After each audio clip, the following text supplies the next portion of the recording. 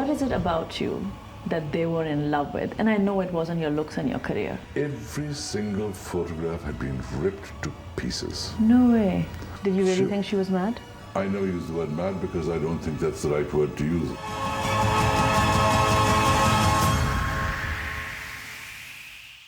So Kabir, you still managed to dodge my question. Tell me. What is it about you that women found so lovable? Because it's very rare for a relationship to be over and a woman still publicly say that they are in love with you. And that happened both with Pratima and Parveen. You know, the danger in answering this question, honestly, Yes. is that one seems arrogant. But since you ask it, Yes. and are interested in it, let's take it head on. Yes. Why wouldn't they? Why wouldn't they? What? The answer, why wouldn't they? Yeah. I'm considered good looking. Yes. I have a successful career. I'm in a glamorous industry. I'm international. I'm well spoken. My interests stretch from everything from astronomy to politics to cooking to social things to futurology. We talk about interesting things. There's a great interrelationship. There's a great understanding. Why wouldn't they think well of me? But I don't think when women fall in love, they fall in love with someone's career or their looks. I think it's a little bit more than that. So I repeat my question the third time. What is it about you that they were in love with? And I know it wasn't your looks and your career. Okay. We're back to the drawing board. Perhaps it was also because there is a very deep spiritual dimension to my life. Okay. My father came from the Sikh tradition, but he spent the last 30 years of his life as a teacher, philosopher, healer in Italy, as a great guru almost. My mother was part of the Buddhist tradition. Yes, she was. She spent many years as a practicing Buddhist and then became a Buddhist nun Yes. and rose to the highest ranks of the Tibetan orders. They were also remarkable parents to have because they both met at Oxford as students. There was this English girl, this Indian man girl, who yeah. fell in love, believed in their ideals, came back to India, fought the British. She was a follower of Gandhi, was imprisoned by the British for her leading demonstrations in our hometown. My father was imprisoned for his agitational politics. So there's a whole background of spirituality, social conscience, the desire to do good. That is part of me. That gives me.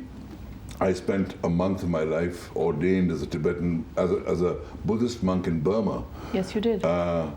You know all this from your I research. do know that. So there are aspects to yourself, especially the spiritual aspect, which I think is also must be very attractive in some way. I think though more than your heritage, it was primarily how you made these women feel about themselves I should hope so. that I should hope they so. probably found quite unforgettable. And maybe no other man could make them feel that way about themselves, that they found it difficult to overcome the love they felt for you. Do you think that may be closer to the truth? That is also closer to the truth. And let me also say that I do believe in my own way that every woman that I've been with, I have in my own way empowered in some way. Pratima used to be a disco dancer in Bombay. She chose a path of becoming a classical dancer after she married me. Yes. And I encouraged that path. I gave her the means, the freedom, the encouragement to follow that path. And she became one of India's leading classical Odissi dancers. She was. Parveen was a successful actress, in some senses more successful than me in Bollywood. But she had certain problems. She had many insecurities. She had, Yes. everyone knows, certain mental problems. And She had schizophrenia. Well, I'm not a doctor, but judging by the symptoms and what I've learned of schizophrenia ever since, it would seem so. And that schizophrenia, or whatever form it took, needed caring, containment, nurturing, protecting her against the outside world while she went out and did work that looks easy on screen but is very difficult. Yes. So it was my way of empowering them because they were the women in my life and I wanted the best for them. That may have been a factor in attraction. As I said, it's one of those very difficult questions because anything I say will sound arrogant. But if I have to tell the truth, yes, those are among the reasons. I think I'm somewhat satisfied with the answer, so we can move on. All right. Now, Parveen and you had a 2-year relationship. What was it like dating one of the most beautiful women in India? Because Parveen was absolutely stunning. She was stunning. She was so stunning that when Time magazine did a story on Yes. Asia, actresses across Asia, it was Parveen Babi that ended up on the cover of Time magazine. She did.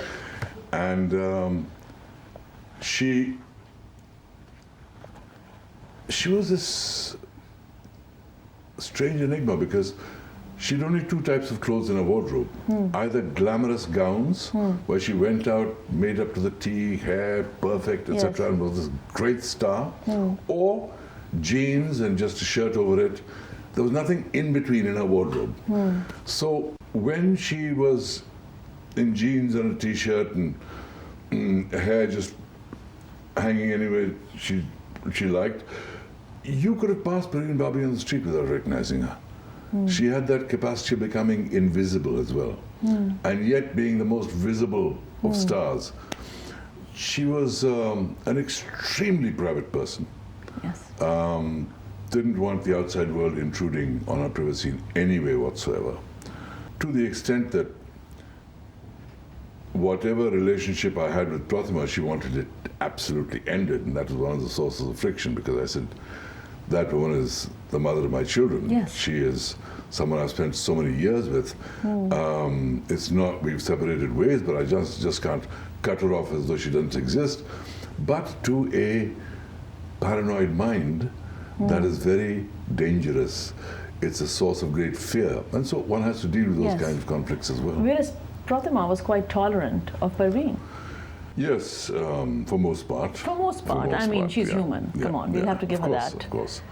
No, Pratima was very gracious about that. And I think she tried to create an atmosphere where things were like, okay, he's with you, but Yes. let us still be friends. But I don't think Parveen wanted any of that.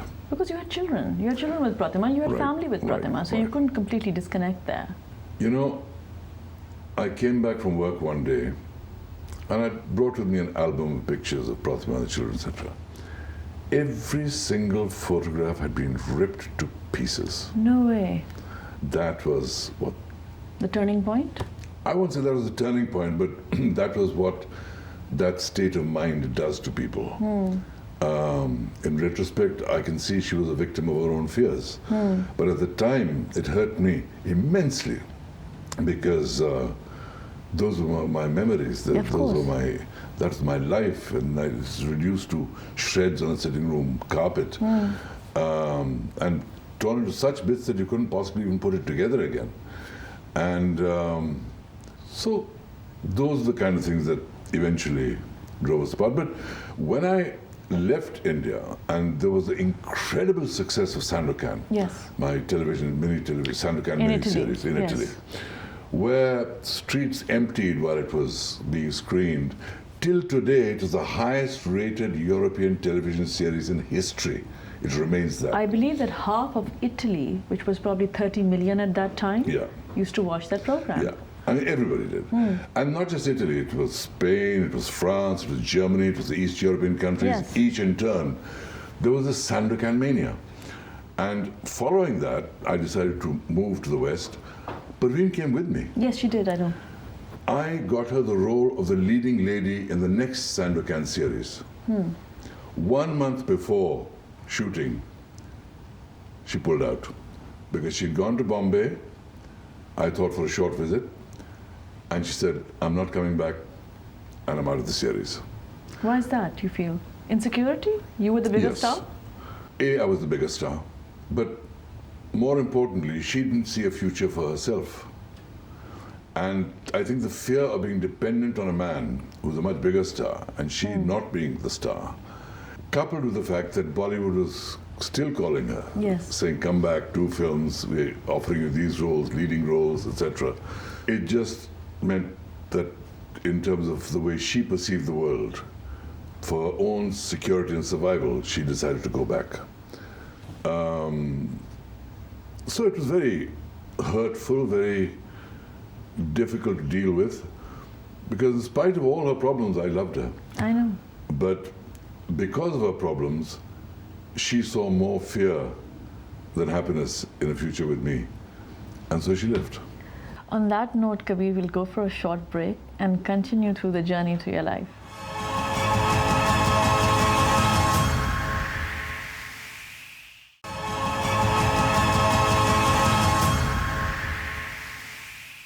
Kabir comes across somebody who was a bit of a tortured soul. I mean, I understand she was extremely articulate, very intelligent. Very intelligent, Very highly well-read. intelligent, highly sensitive, highly tuned to things. Tremendous sense of getting a sense of everything the minute she saw it. She was highly instinctive and quick in her appraisals of people, and she wasn't wrong. She had that skill. It's part of her survival skills. So Kabir, what went wrong with Parveen? Because somehow there's a mystery around Parveen Babi. People loved her. I think people who remember her now still love her. At least, I loved her growing up. But no one knows what happened to this woman. This beautiful, wonderful, amazing woman just disappeared from the scene, came back, bloated, fat, died mysteriously. I know that she had a very intense relationship with Mahesh Bhatt. She had a relationship with Amitabh Bachchan, but so did many other actresses. But somehow her relationship was it her relationship with Amitabh Bachchan that was the final nail in the coffin, you feel, or what was it? I can't say, because once she was out of my life, I would get news about her. Mahesh was in a relationship with her. Also, Mahesh had his guru, U.G. Krishnamurti, who was like his friend, philosopher, guide. Parveen was also heavily influenced by him. But the fact of the matter is, I think when the mind isn't functioning, Yes. you don't know what the mind imagines. And I can't presume to know what went on in Parveen's life. All I know is that at a certain point she left India. At a certain point she went to America. At a certain point she got into trouble with the authorities in America, was put in a hospital, then just vanished off the face of the earth to reappear in India many years later. And she came back and leveled all kinds of charges against people. And these were some pretty powerful people. Yeah, I mean, she said things against Amitabh, she said things against many of the people. And I met her at the Holiday Inn one day, and I said, "How are you, Parveen?" And she said, "I'm fine. They all think I'm mad." And I said, "Well, you know, madness is a point of view. What looks mad to somebody is totally sane to somebody else." She said, "You also think I'm mad, don't you?" And she distanced herself. But you did say she was very perceptive. She was. Did you really think she was mad? I never use the word mad because I don't think that's the right word to use. Or what I do believe is that she had mental problems. And she saw that. She wanted to, you know, a person who has schizophrenia, for example, their logic in their mind is complete. They are, the world is making perfect sense to them. If you think they're perceiving things wrongly, you're crazy, not them. So there is the mind plays games with them. Absolutely, that's the whole point. They look like the person you know, they behave like the person you know in terms of basic mannerisms, but the larger behavior is something that makes no sense to you. And so you have to adjust for that. And if you are perceived as somebody that sees them as abnormal, then you are the enemy. I felt very deeply for her. And when she died, I went to her funeral. I carried the beer on my shoulder. I saw her buried. I mourned for her. I realized what a tragedy her life had been. It was a career that could have been truly extraordinary, but blighted by mental illness. And that's not something she can be blamed for. Yes, of course not. It's a condition she had. But one of the problems with people that have problems like that is that they refuse to acknowledge it. They refuse to accept they have that problem. And that's the biggest problem. Because if a person with mental illness accepts or is made to accept that they have this problem, they can seek treatment. They can seek treatment that can either cure them, or in really bad cases where they can't cure them, find ways to manage it or contain it. Parveen allowed none of that. And so we watched from the sidelines as her life slowly disintegrated. And she went over these great periods of time, and even when she came back, it was clear that there were problems there that needed to be fixed, but wouldn't be because she didn't acknowledge her condition. Now, Kabir, schizophrenia is something that is not unfamiliar to you, whereas you've lived a very rich life and a good life, but it hasn't been a life without trauma or without sadness. Sadly, you lost your 26-year-old son, your firstborn Siddharth, That's right. to schizophrenia when he committed suicide in the US. Yes. This must have been probably the saddest moment of your and Pratima's life. Pratima was still alive. Yes. Was that a shock to you? Of course. You know, there can be no greater grief than when a parent loses a child. Exactly. And he was one of the brightest of the bright. He was studying at Carnegie Mellon University, Yes. which was the greatest college in America for information technology. Yes. Then after he graduated, his problems began. He was teaching at Chapel Hill and studying for his MA. Initially, the problem was getting a diagnosis. For 3 years, Yeah. the doctors didn't diagnose him right. Okay. They said it's depression, it's this, it's that. And he was bright. He went on, he created a website on depression. He tried to get other people involved. He did yoga, he did Tai Chi. He went to ashrams in Kerala and tried to get help there. He So he acknowledged therapy his in illness. Bombay. He realized he had depression. That's what the diagnosis was. But the problem was deeper.